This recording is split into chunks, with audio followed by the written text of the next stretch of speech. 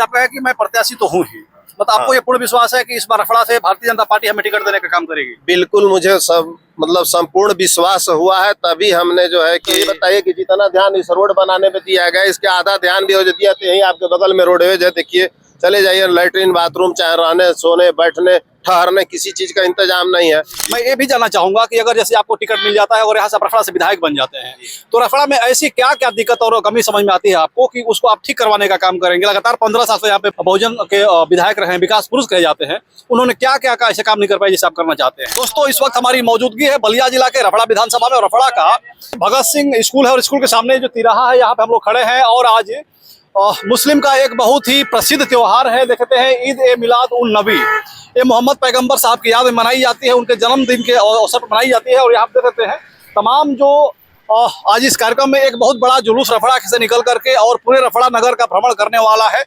और देखिए, समाज सेवी विनोद सिंह जी हैं, मैं इसे जानने का प्रयास करूंगा कि आज आप ये इस कार्यक्रम में शामिल हुए हैं और जो जुलूसधारी हैं, जो जुलूस में जुड़े लोग हैं, सबके लिए क्या क्या व्यवस्था किया गया? आपका स्वागत है। मैं विनोद कुमार सिंह जी। यह जो कार्यक्रम है मोहम्मद साहब के नाम पे है और उन्हीं के नाम पे जुलूस निकला हुआ है जी। उन श्रद्धालुओं को जो जुलूस में शामिल हुए हैं, उन लोग काफी धूप में मेहनत करते हुए आ रहे हैं, उनके लिए हमारे तरफ से फल और मिठाई और पानी की, ठंडी पानी की व्यवस्था की गई है ताकि उनको थकान ना हो और जुलूस कायदे से संपन्न हो जी। जैसे आपका दिखाया गया कि पिछले दिनों आप छतरी बांट करके रफड़ा में काफी चर्चा में आए थे, लगातार इस प्रकार के छाता बांट करके चर्चा में आते रहते हैं, तो ये छाता बांटने वाला काम आप जो चालू किए, ये कैसे सोचा? देखिए, छाता बांटने का कार्यक्रम हमने फल और सब्जी वालों के लिए स्पेशली किया था। अच्छा। हम जैसे घूमते हैं तो हमने देखा कि उनके जैसे बारिश आती है तो धूप में और बारिश में उनका फल जो है और सब्जी खराब हो जाता है। अच्छा। इसको मद्देनजर हमने छाता वितरण का कार्यक्रम किया और टी शर्ट भी साथ में दिया कि गर्मी है, थोड़ा सा मुलायम कपड़ा है तो टी शर्ट भी पहनेंगे तो उन्हें आराम मिलेगा जी। इस समाज सेवा को देख करके और ये जो लगातार रफड़ा में एक्टिव दिखाई दे रहे हैं, इसको देख करके लोग ये अनुभव लगा रहे हैं कि आने वाले 27 चुनाव में आप एक संभावित प्रत्याशी भी हैं, क्या कहेंगे आप? देखिए, प्रत्याशी के रूप में तो मैं हूँ ही और रहूंगा, लेकिन आज कोई जो त्योहार है मोहम्मद साहब के नाम पर, आज हमारे लिए वही इम्पोर्टेंट है। आज कोई प्रत्याशी नहीं, कोई वो नहीं, बस रैली को, जो रैली में इतने जो लोग भाग लेकर के मेहनत पैदल चलते हुए सड़क पर आ रहे हैं नंगे पैर, उनके पैर को तकलीफ ना हो। और मोहम्मद साहब तो मान लीजिए कि परवरदिगार के भेजे हुए पैगंबर थे। पैगंबर मतलब होता है कि परवरदिगार का, भगवान का जो सही दिशा में लोगों को संदेश दे, सही राह पर चलाए, उसी को हम पैगंबर कहते हैं। उसमें एक नंबर पैगंबर साहब थे, जो कि हम उन्हें कबीर दास का भी उपमा दे सकते हैं। यही है, और कुछ तो जैसे आपका है कि मैं प्रत्याशी तो हूँ ही, मतलब आपको ये पूर्ण विश्वास है कि इस बार रफड़ा से भारतीय जनता पार्टी हमें टिकट देने का काम करेगी? बिल्कुल, मुझे सब मतलब संपूर्ण विश्वास हुआ है, तभी हमने जो है कि अपने गाड़ी पे झंडा लगाने का काम किया, चाहे मतलब फोटो लगाने का काम। नहीं तो उसके पहले आप देखे होंगे हमारे छाते पर देख लीजिए, चाहे कभी भी मैंने निस्वार्थ भाव से सब कुछ करते आया हूँ जी। तो झंडा तो, पार्टी का झंडा तो हर कार्यकर्ता लगाता है अपने गाड़ी पे? लगाते होंगे लोग, लेकिन हम नहीं लगाते थे। अच्छा, जब तक आप प्रत्याशी नहीं हुए, हमको लोग नहीं घोषित किए थे तब तक हम इस पर नहीं लगाए थे। अच्छा। या हमारा जो है कि जब हमें उन लोगों ने आश्वासन दिया, नहीं तो इसके पहले हमने तमाम काम किया है। जैसे कि लक्ष्मणेश्वर डी में देई माँ का वो मंदिर है, तो समाज सेवी के रूप में हमने वह मंदिर अकेले लिंटर कराया। चाहे कृष्ण भगवान का जो मंदिर है उसका शिलान्यास मैंने किया, 5 ईंटा शुरू में रख के मैंने ही उसको जो है कि उसका ओपनिंग किया था। चाहे यहाँ कोई ऐसी चट्टी नहीं है रसड़ा में जिस चट्टी पर हमने फल वालों का फल सड़ते देखा तो उसको छाता न दिया हो और वो किया हो। यहीं से शुरुआत किया था, जो भगत चौराहा है, यहीं से हमने शुरुआत किया था। यहाँ की जनता बहुत सपोर्ट की थी। ठीक है विनोद भाई, जैसे आप कह रहे हैं कि आज एक त्योहार है और त्योहार के दिन पे इस प्रकार की बात करना थोड़ा सा ठीक नहीं हुआ, लेकिन ये हर्ष का त्योहार है, कोई दुख का त्योहार नहीं, इसमें बात कर सकते हैं, हम राजनीति बात कर सकते हैं। मैं ये भी जानना चाहूंगा कि अगर जैसे आपको टिकट मिल जाता है और यहाँ से रफड़ा से विधायक बन जाते हैं, तो रफड़ा में ऐसी क्या क्या दिक्कत और कमी समझ में आती है आपको कि उसको आप ठीक करवाने का काम करेंगे? लगातार 15 साल से यहाँ पे विधायक रहे हैं, विकास पुरुष कहे जाते हैं, उन्होंने क्या क्या ऐसे काम नहीं कर पाए जिसे आप करना चाहते हैं? सर, यह क्वेश्चन आपका बहुत अच्छा है। यही बगल में रोडवेज है, आप बता दीजिए कि लगता है कि रोडवेज है।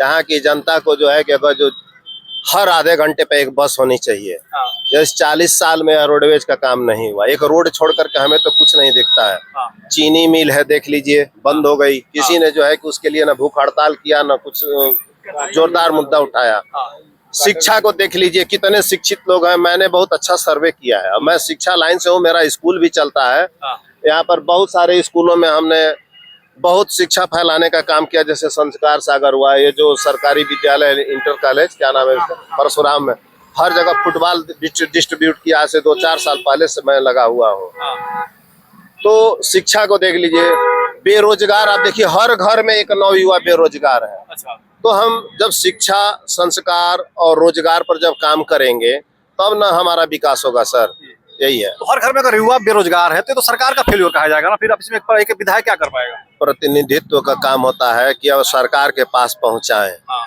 हर क्षेत्र में सरकार इसीलिए एक विधायक रखता है कि वह विधायक उस जनता का संदेश पहुंचाए कि हमारे यहाँ बहुत बेरोजगारी है और हमारे यहाँ फैक्ट्री बंद पड़ी है चीनी मिल, इसको चालू कराइए ताकि यहाँ का जो है कि विकास हो। हाँ, किसी ने इस पर बहुत ध्यान नहीं दिया। नहीं तो ये बताइए कि जितना ध्यान इस रोड बनाने में दिया गया, इसके आधा ध्यान भी हो दिया तो यही आपके बगल में रोडवेज है, देखिए, चले जाइए, लैट्रिन बाथरूम चाहे रहने सोने बैठने ठहरने किसी चीज का इंतजाम नहीं है। डिपो हो जाता है। हाँ, ये डिपो होना चाहिए। डिपो क्या इंटरनेशनल है, बस अड्डा होगा, बस समय का इंतजार करिए, मैं करा के दूंगा। अगर आप आते हैं तो यहाँ पे बस अड्डा बहुत बेहतरीन होगा, बढ़िया होगा, चीनी मिल चालू होगी, चीनी मिल विद्यालय चालू होगी, उसके लिए अगर जो भूखों मरना पड़े तो उसके लिए भी मैं तैयार हो जाऊंगा। उसके लिए भी तैयार हो जाएंगे। जी, हॉस्पिटल बनकर तैयार हो जाएगा। हॉस्पिटल हो चाहे कुछ भी, यहाँ सारी व्यवस्था जर्जर है सर। एक रोड छोड़ के कुछ दिखता ही नहीं है। अच्छा, कोई भी कह दे कि यहाँ रोड छोड़ के दिखता रहा है तो बता दीजिए, यहाँ पे जो पब्लिक है इन्हीं से पूछ लीजिए, सब लोग हैं।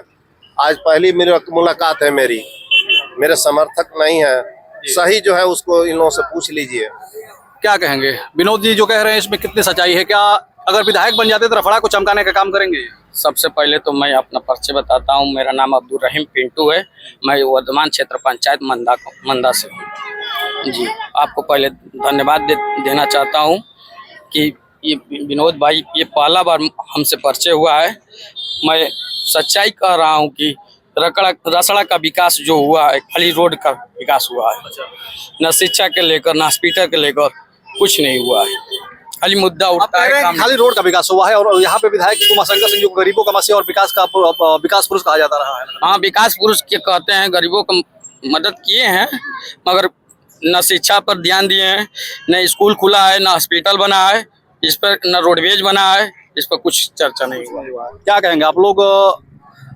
क्या लगता है रफड़ा का विकास कौन कर पाएगा? क्या अगर जब उमाशंकर सिंह नहीं कर पाएंगे तो क्या विनोद सिंह कर पाएंगे? क्या ये तो समय बताएगा, समय बताएगा कौन किसका कितना विकास करता है, क्योंकि समय मिलेगा तभी हो सकता है। तो ठीक है, देखिए आज एक मुस्लिम का, जैसे मैंने बताया कि एक बहुत बड़ा त्योहार है, हज का त्योहार है। मोहम्मद पैगंबर साहब का जन्म दिवस के रूप में इस त्योहार को मनाया जाता है। और ऐसे में एक जुलूस निकल करके अभी सामने से आ रहा है, पीछे से ब्रह्मस्थान से होते हुए और ये पूरे जो नगर रफड़ा नगर है इसका भ्रमण करेगा पूरा जुलूस।